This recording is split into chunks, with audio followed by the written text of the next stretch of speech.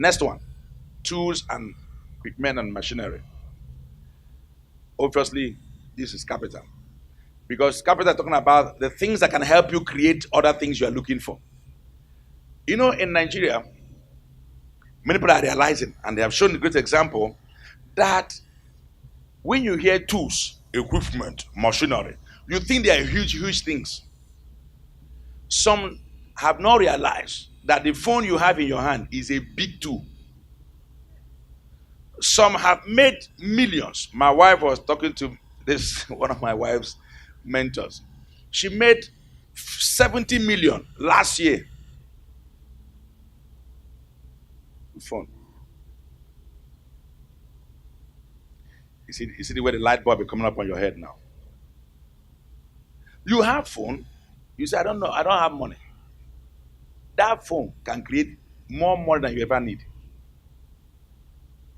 So when you hear tools, equipment, machinery, your laptop is a workspace. Some don't have no shop anywhere. You know, some have not started a business. Why? They are still looking for money to rent shop.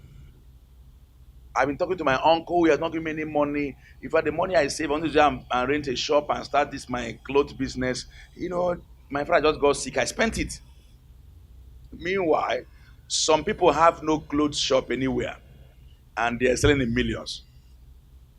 Some just put it right there on Instagram. They don't even own the clothes they are putting there. They went to a shop, say, sir, if I snap this and somebody comes to buy, you give me commission. You say, yes. So no problem. He comes, snap. They say, hey, this will fit you. And he say, I need it. They send it to the person, you pay, they collect your money, pay them 10,000 and take the remaining 5,000 on top. The point I'm making is that they had enough tools. Enough tools. All the apps you see all over the world, enough app, enough tools.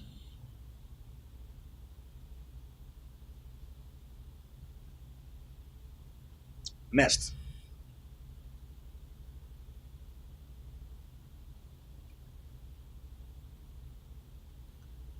Is physical cash. I think this one does not need too much talk for you. One of the reasons why physical cash is so important, and in the financial world, they say cash is king. One of the reasons is because cash can buy any of those forms of capital. Cash can buy energy. Eh? Cash can buy what? Tools. So physical cash, even though it's not the entirety of capital, is still very vital. It can buy things. If you read the book of Ecclesiastes 10, verse 19, Ecclesiastes 10:19, it says, a feast is made for laughter, and wine make it merry. But money answered all things. So physical cash is still very vital. But let me close with number 10. Number 10 is time. So what's a time? Time, I call it the mother of all forms of capital. Because with time, you can create any of those other forms of capital.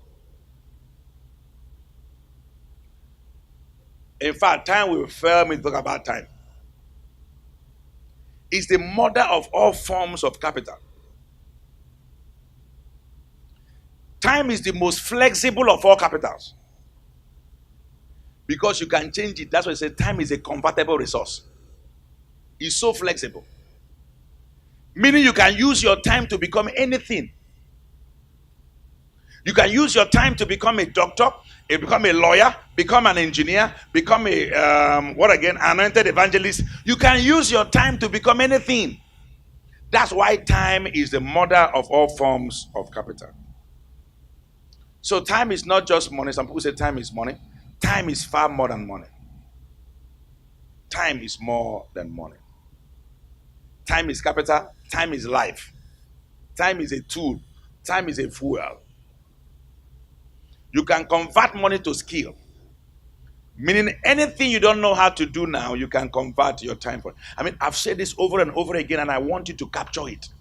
That anything you are not now, you can become that. Even a good relationship, you need to invest time to build that good relationship.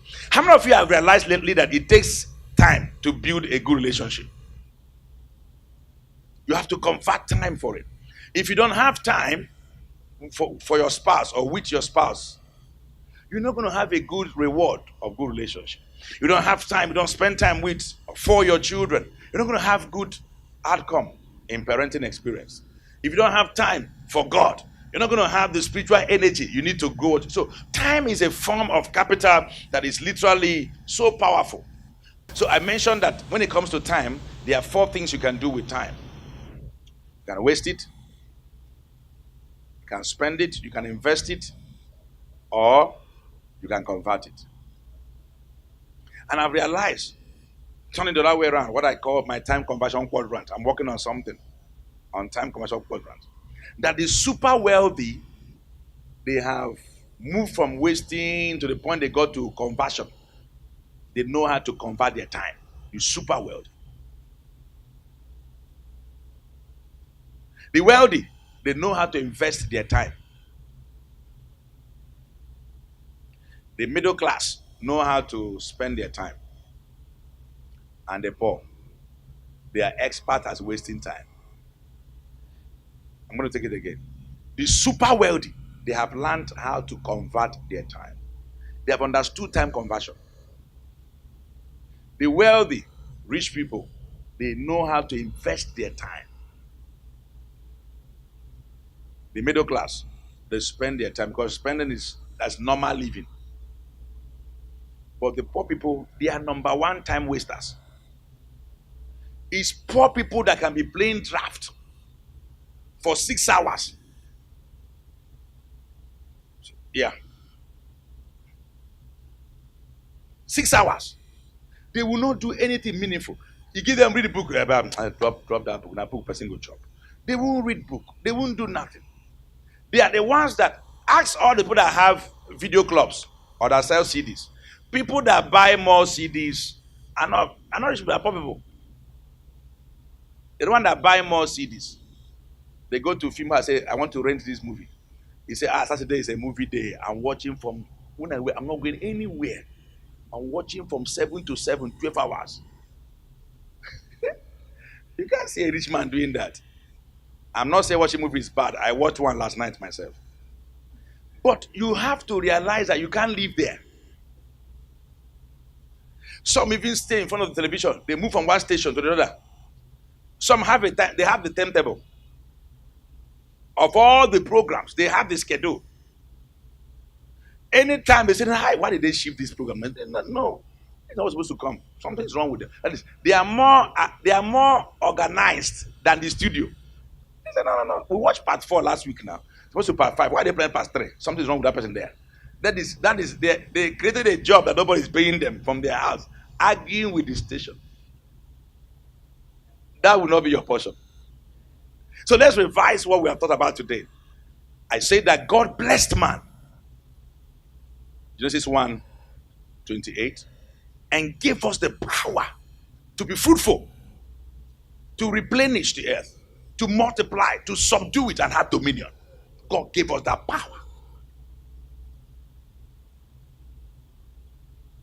And that's the origin, the foundation, the fountain, the pillar upon which you must base your thinking about capital. Don't forget, today we're talking about capitalized. 10 forms of capitals you need as a business person and as a career person.